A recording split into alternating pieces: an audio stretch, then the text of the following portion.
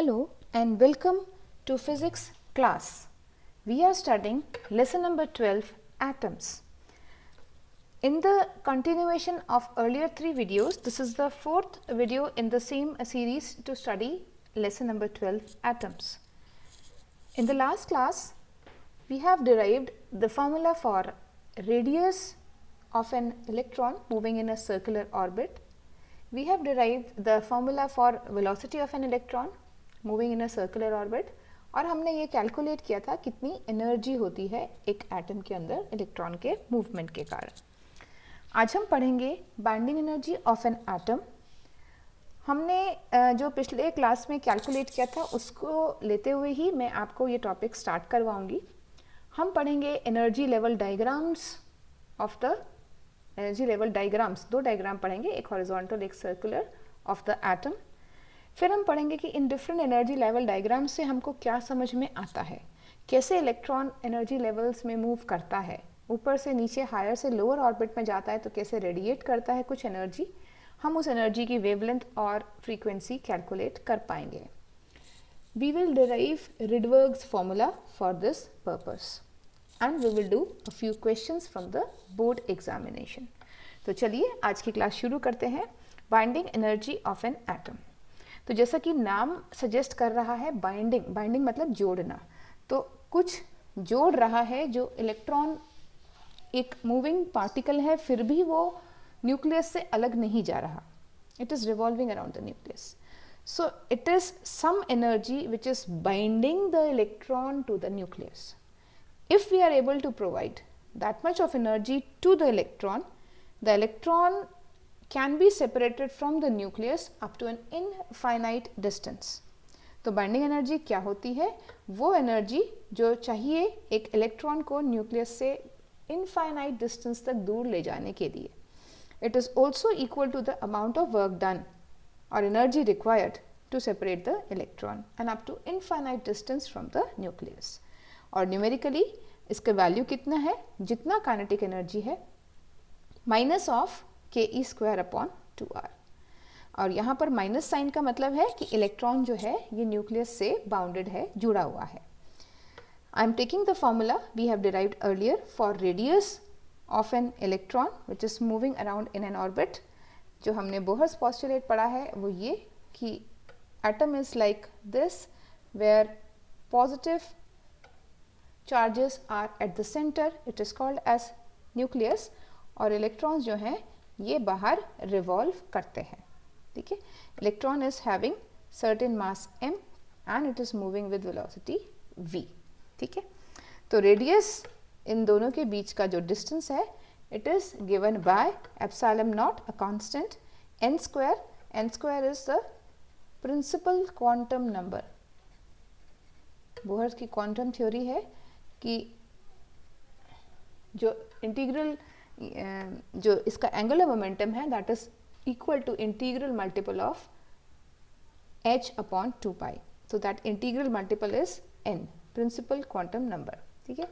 तो हमने ये पिछले क्लासेस में किया है. Radius epsilon not n square h square, h is Planck's constant upon pi m. m is the mass of electron. z is the atomic number of protons. तो यहाँ पर z जो है 1 है इंटू e स्क्वायर.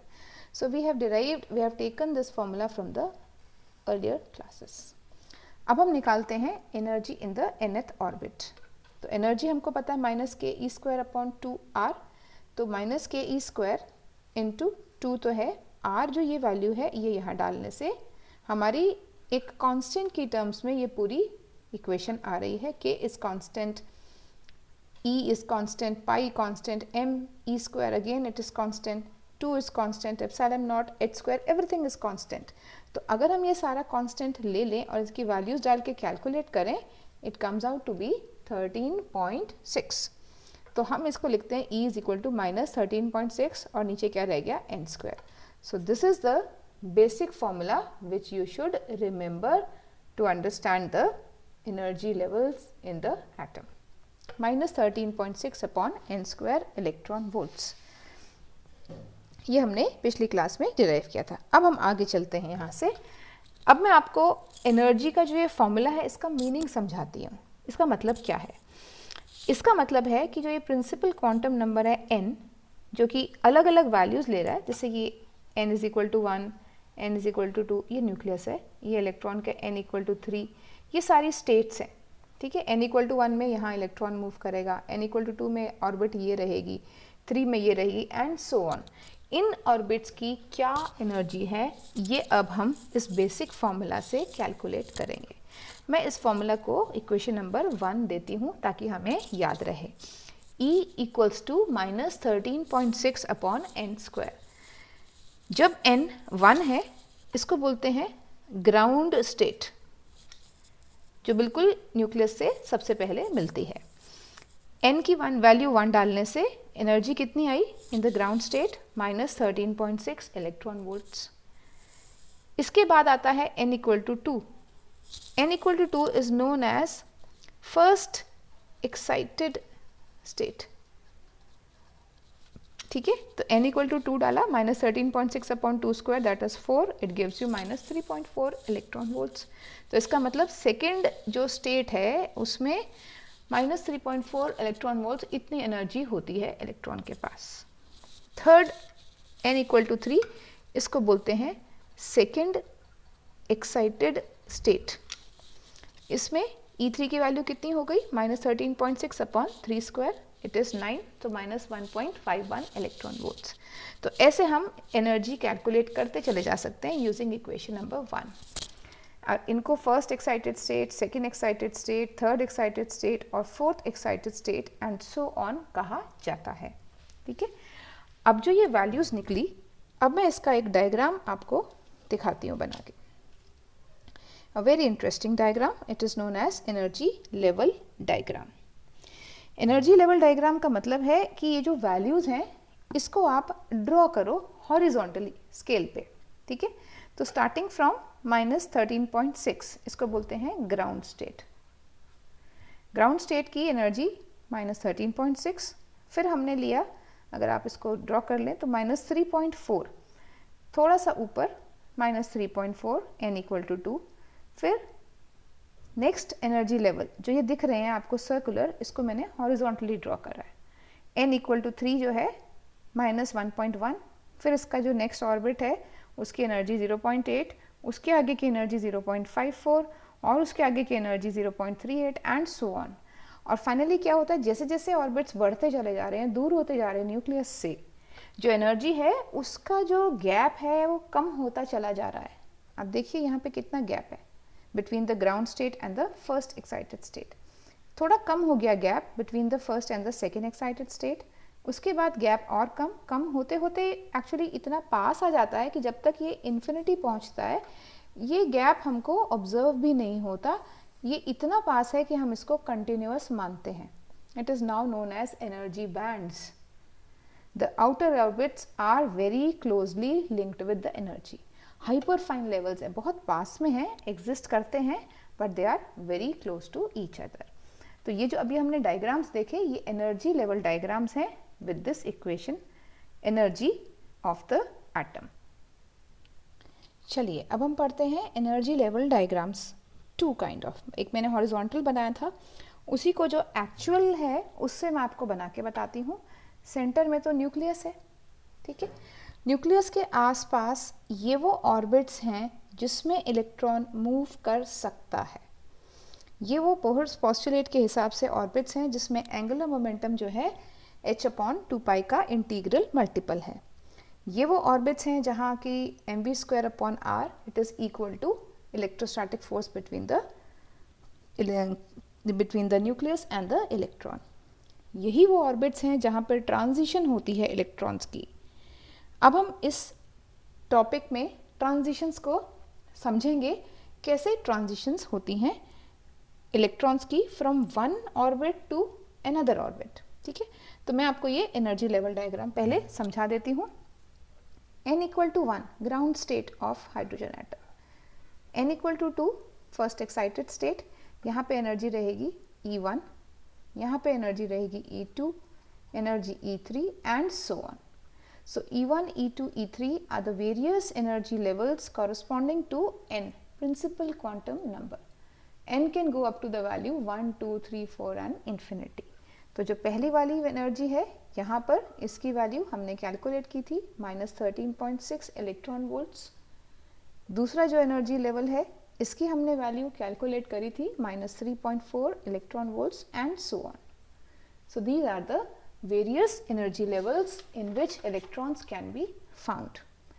अब हम पढ़ते हैं बोहर्स थर्ड पोस्टुलेट और उससे हम डिराइव करेंगे Rydberg formula. So let me write the word Rydberg. Rydberg formula gives you what happens when electron is going into transition from one orbit to another. Rydberg formula tells us about the wavelength of the light emitted out when electron is moving from higher to lower. अंदर की जो मतलब जिसमें energy ज़्यादा है उसको higher orbit ले रहे हैं जहाँ से इनिशियली स्टार्ट हो रहा है, और अगर हायर से लोअर की तरफ जा रहा है तो energy will be radiated out. जैसे कि n = 6 है, n = 6 से सपोजिंग ये इलेक्ट्रॉन n = 1 में आ गया, so it will be radiating out certain energy in the form of electromagnetic wave. तो इसको मैं बोलूँगी इनिशियल ऑर्बिट और ये हो गया मेरा फाइनल ऑर्बिट। हम इनके बीच में बोहर्स पोस्टुलेट को समझते हैं कि क्या कहा था बोहर्स पोस्टुलेट ने। सबसे पहले बोहर्स पोस्टुलेट ने बोला कि जब भी एनर्जी हायर ऑर्बिट से लोअर ऑर्बिट में इलेक्ट्रॉन जा रहा है तो इस एनर्जी का जो डिफरेंस है उतनी ही एनर्जी का एक EM वेव प्रोड्यूस होगा having energy h new. Okay, now what is EI? ये हमारे पास जो ऑलरेडी फॉर्मूला है हम उससे करेंगे। ऑलरेडी फॉर्मूला अभी मैंने जो पीछे बताया था आपको, En, nth किसी भी ऑर्बिट में कितनी एनर्जी है, -13.6 n² इलेक्ट्रॉन वोल्ट्स, इतनी एनर्जी है। तो E इनिशियल अगर हमें लेना है तो हम लिखेंगे Ni, जो भी क्वांटम नंबर है यहाँ का, और फाइनल लेना है तो लिखेंगे NF। जैसे यहाँ पे NF = 1 है और Ni = 6 है, पर अगर हमें नहीं पता तो हम जनरल फॉर्मूला डिराइव करने के लिए NF और Ni की टर्म्स में लिखते हैं।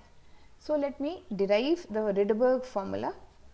EI is -13.6 Ni²,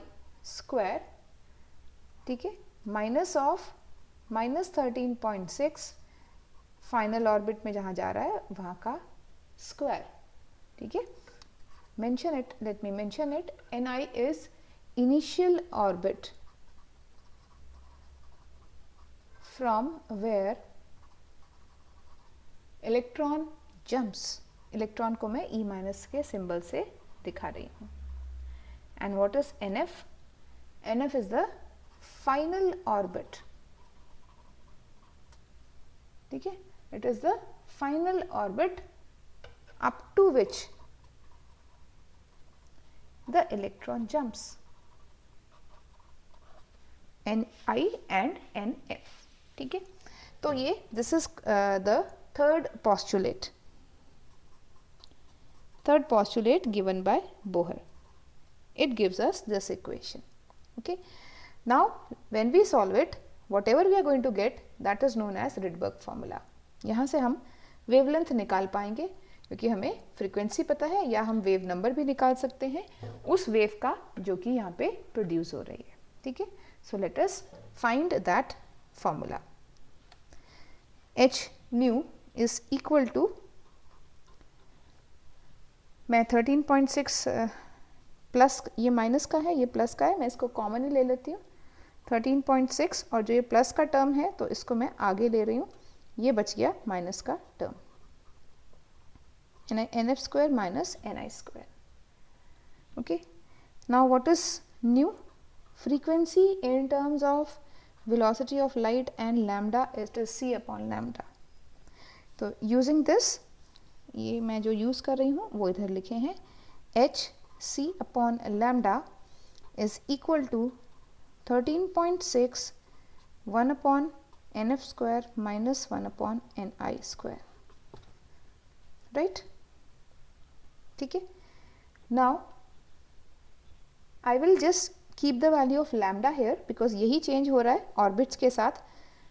C and H, they are constant, so I will shift that onto the other side. 13.6 upon H C और ये रहा 1 upon NF square minus 1 upon NI square. ठीक है. अब जो ये 1 upon लैम्डा है इसको हम वेव नंबर भी कहते हैं. ठीक है. So it is given as wave number. तो हमारे पास एक फॉर्मूला आ गया जो हमें ये बता रहा है कि जो वेवलेंथ निकल रही है इस रेडिएशन में उसको हम क्या कैलकुलेट करके कोई वैल्यू दे सकते हैं. Yes, we can give that value. 13.6 a constant, h is a constant, Planck's constant and c is the velocity of light. तो मैं इसको एक वैल्यू देती हूँ r hc upon 13.6. this I will call as Rydberg constant. ठीक है. तो मेरे पास 1 by लैम्डा या फिर वेव नंबर का एक इक्वेशन आ जाएगा. ये एच सी है तो 1 upon r, 1 upon NF minus 1 upon NI square. This formula is known as Rydberg's formula. ये रिडबर्ग नाम के साइंटिस्ट थे जिन्होंने डिराइव किया था कि कैसे हम वेवलेंथ निकाल सकते हैं इस लाइट की. यहाँ पर अगर हम इसकी वैल्यू कैलकुलेट करें तो हमें चाहिए तो एक्चुअली 1 by r की, तो मैं 1 by r की वैल्यू दे देती हूँ आपको. जब भी आपको न्यूमेरिकली फाइंड आउट करना हो it is given as 13.6 upon H C और इसको अगर आप वैल्यूज डाल के कैलकुलेट करेंगे 911.6 angstrom. Here it will help you find out the wavelength of the wave emitted. इसको बोलते हैं Rydberg's formula. It gives you the wavelength of the wave emitted. अब wavelength of the wave emitted का क्या मतलब है? इसका मतलब है कि अगर इलेक्ट्रॉन हायर ऑर्बिट से जैसे कि यहाँ से यहाँ पर मूव कर रहा है तो NF की वैल्यू इस केस में 1 है तो मैं यहाँ 1 लिख लूँगी. NI की 6 है, मैं यहाँ 6 लिख लूँगी और मैं इसको कैलकुलेट करूँगी तो मेरे पास एक वैल्यू आ जाएगी 1 by लैम्डा की. 1 by lambda means I can find out the wavelength of the light emitted. So for finding wavelength of the light emitted we use Rydberg formula. अब इसको कैसे यूज करना है ये मैं आपको सिखाती हूँ. You can take the screenshot for Rydberg formula. We will study hydrogen spectrum. Spectrum का क्या मीनिंग होता है ये मैं आपको समझाती हूँ. हम पढ़ेंगे एमिशन स्पेक्ट्रम. देखिए ये मैंने आपको इसका एनर्जी लेवल डायग्राम समझाया था. अब होता क्या है कि जो हायर ऑर्बिट्स हैं, ठीक है, जैसे कि N1 के लिए N2 भी हायर है, 3 भी हायर है, 4, 5, 6 सब हायर हैं. एन जो इक्वल टू 2 है उसके लिए 3, 4, 5, 6 हायर हैं. तो हायर ऑर्बिट से जब इलेक्ट्रॉन नीचे लोअर ऑर्बिट में आता है तो एनर्जी रेडिएट आउट करता है. It is emitting energy. और एक ही इलेक्ट्रॉन तो नहीं आ रहा, बहुत सारे इलेक्ट्रॉन ऊपर से नीचे तक आ सकते हैं. जब ऐसे इलेक्ट्रॉन्स ऊपर से नीचे आते हैं तब ये क्या करते हैं, एक सीरीज एमिट करते हैं. सीरीज एमिट करने का मतलब, let me draw the diagram. Electron can come from 6 to 1, it can come from 5 to 1, it can come from 4 to 1, it can come from 3 to 1 and it can come from 2 to 1. जब भी कोई electron किसी भी higher orbit से first orbit में आ रहा है तब जो लाइट वेव्स एमिट हो रही हैं उनकी एक सीरीज है, उसको हम बोलते हैं लेमन सीरीज. किसी भी ऑर्बिट से ग्राउंड स्टेट में पहुंचना. और इसमें जो एमिशन हो रहा है लाइट का, अब हम उसकी वेवलेंथ कैलकुलेट करेंगे. ठीक है. Lehman series, once again, series produced when electron jumps from higher orbit to the first stationary orbit. It can be anything. मैंने 6 तक ही लिया है, infinity से भी आ सकता है ग्राउंड स्टेट पे. ठीक है.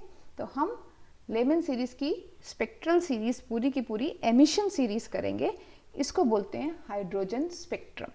हाइड्रोजन में लाइट एमिट होती है जो कि आप स्पेक्ट्रोग्राफ से चेक कर सकते हैं कि इसका स्पेक्ट्रम कैसा है। So I am talking about Lyman series.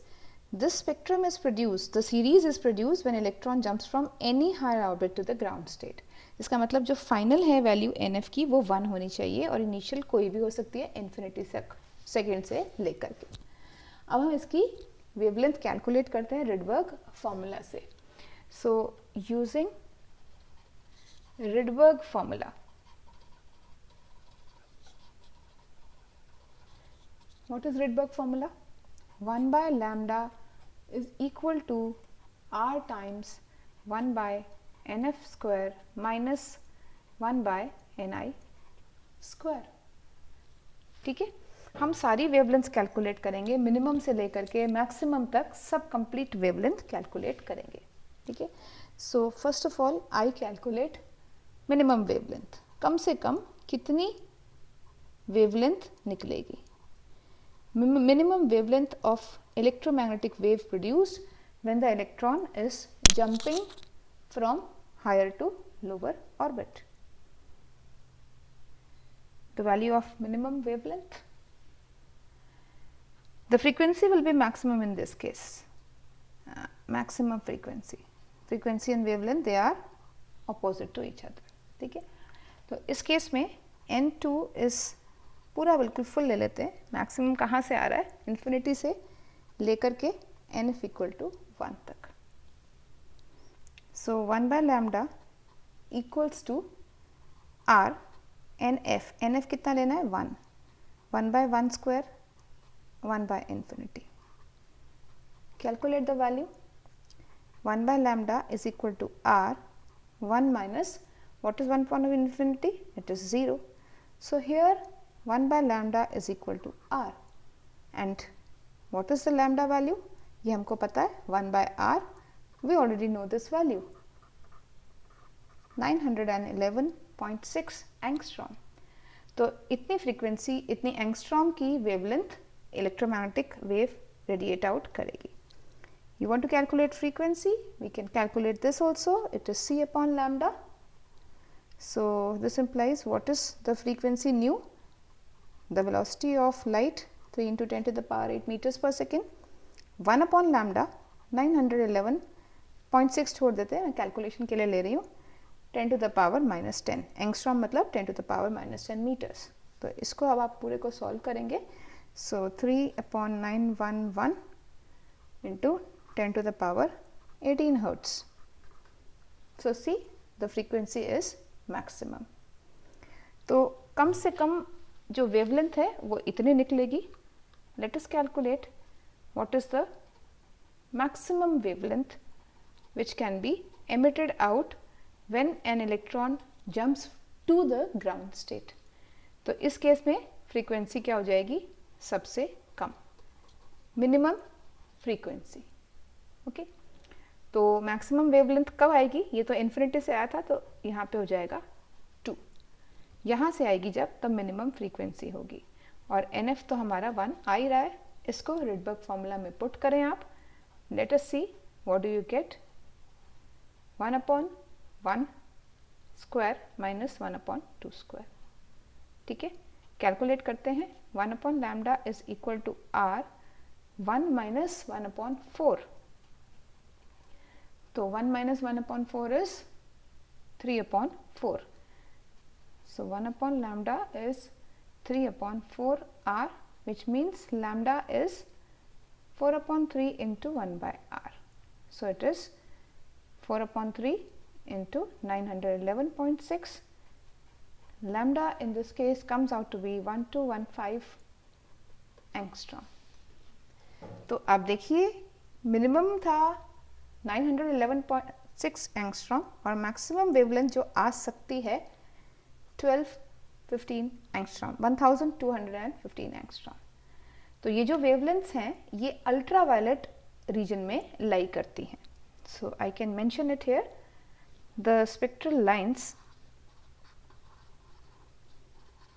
of Lyman series lie in ultraviolet region. तो अभी हमने डिस्कस किया था कि अगर 1 तक आ रही हैं तो उनको लेमन कहते हैं. अब अगर n इक्वल टू 2 यहाँ तक आए तो from n equal to 6, n equal to 5, 4, 3. When the final value is first excited state, तब जो रेडिएशंस बाहर निकल रही हैं इलेक्ट्रोमैग्नेटिक वेव, वो जो सीरीज बनाती हैं उन सीरीज को हम बोलते हैं Balmer series. Balmer series are the series which are formed when the electrons jump from any higher orbit to the second orbit, that is first excited state. इसी डायग्राम में मैं कंटिन्यू करती हूँ, समझा देती हूँ. अगर 3rd तक आए तब क्या होगा? 6 से 3 तक आ रहा है, 5 से 3 तक आया, 4 से 3 तक आया, तब जो रेडिएशंस रेडिएट आउट हुई उनको बोलते हैं Paschen series. Lyman, Balmer, Paschen. अगर this is n equal to 3, यहाँ तक अगर इलेक्ट्रॉन जंप कर रहा है, उसकी एनर्जी इतनी ही है. अगर जंप कर रहा है n इक्वल टू 4 तक, 1, 2, 3, 4. If the electron is jumping till n equal to 4 from any of the higher orbits, then the radiations which are coming out, they are known as bracket series. They are known as bracket series. और किसी भी higher orbit से अगर 5th orbit तक jump करता है, in that case the thing is known as, एक और मैं ऑर्बिट बना के आपको दिखा पाती, इन्फिनिटी से यहाँ तक आ रहा है, it is known as Pfund series. तो इलेक्ट्रॉन कहाँ तक पहुँच रहा है उसके हिसाब से, if it is n equal to 1 Lyman, it is n equal to 2 Balmer, n equal to 3 Paschen, n equal to 4 Bracket and n equal to 5 Pfund series. और जैसे मैंने आपको एक लेमन सीरीज का निकाल के दिखाया, अब मैं आपको सभी का निकाल के दिखा देती हूँ. सो बाल्मर सीरीज का निकालने के लिए हमको लेना है finally NF is equal to 2. और कहाँ से आ सकती है? 2 के बाद 3 से लेकर के इन्फिनिटी तक कहीं पर भी आ सकती है. कितनी मिनिमम वेवलेंथ होगी ये अभी हम रिडबर्ग फार्मूला से कैलकुलेट कर लेंगे. यहाँ पर Ni इनिशियल हमें लेना है इन्फिनिटी, जब वहाँ से यहाँ तक आएगी तो हाईएस्ट फ्रीक्वेंसी रहेगी और मिनिमम वेवलेंथ रहेगी.